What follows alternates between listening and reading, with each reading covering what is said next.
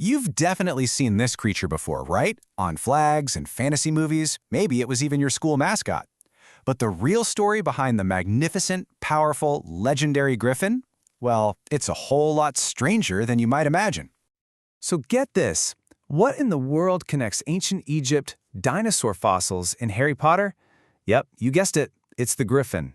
And its story is what ties all of these seemingly random things together in a fascinating journey through empires, myths, and even paleontology. So let's start at the beginning. All right, first things first. What exactly is a griffin? Let's break down its iconic form.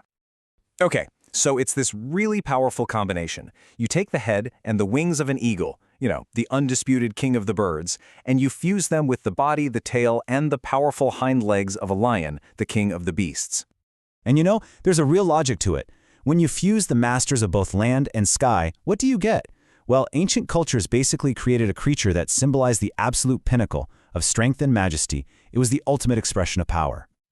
But here's the thing. This legend isn't just some story from medieval folklore. No, the Griffin's origins go way, way further back, right to the heart of some truly ancient empires. I mean, we find depictions of the Griffin in some of the most powerful civilizations in history. It pops up in ancient Egypt, all across the Persian Empire, and it was a pretty prominent figure in ancient Greece, too. This creature has a seriously impressive resume. And it wasn't just, a background character. It had important jobs. In the Persian Empire, it was seen as a protector, warding off evil and witchcraft.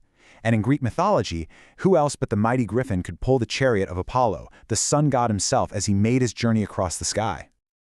So the Griffin was obviously powerful, but its personality was, it was complex. It was seen as wise and noble, but it also had this mischievous, tricky side.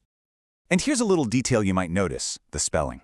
Griffin or Griffin usually refers to the creature itself.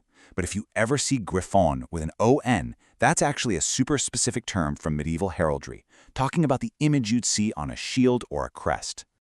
Now, that trickster nature, that brings us to its mythical cousin, the Sphinx. They both had the body of a lion, right? But the Sphinx had a human head.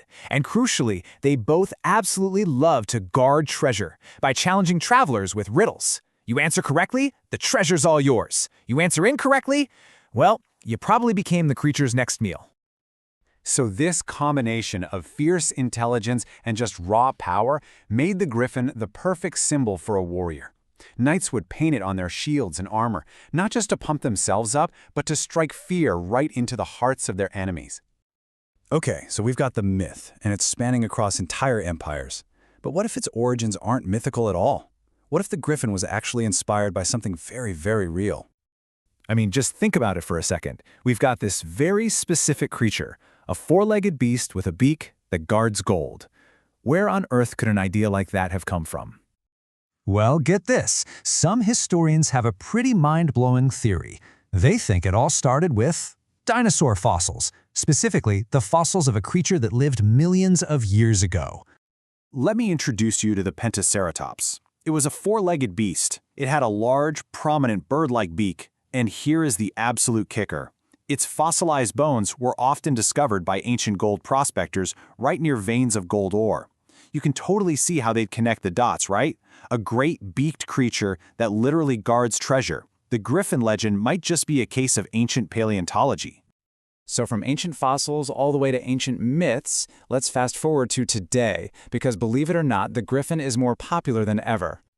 You seriously can't escape it. Whether it's the symbol for Gryffindor House in Harry Potter, which of course is named for a griffin, or a creature you encounter in pretty much any fantasy video game, the Griffin has become this iconic fixture of modern fantasy.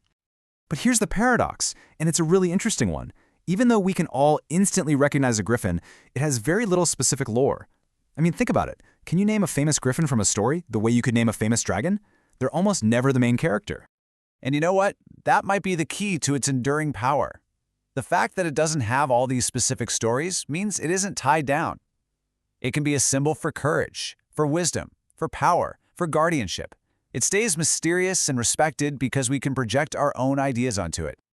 And that really leaves us with a final thought.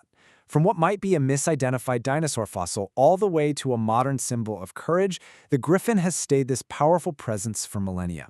So why do you think a creature with so little story continues to hold such a powerful grip on our imagination? It's really something to think about. Thanks for tuning in.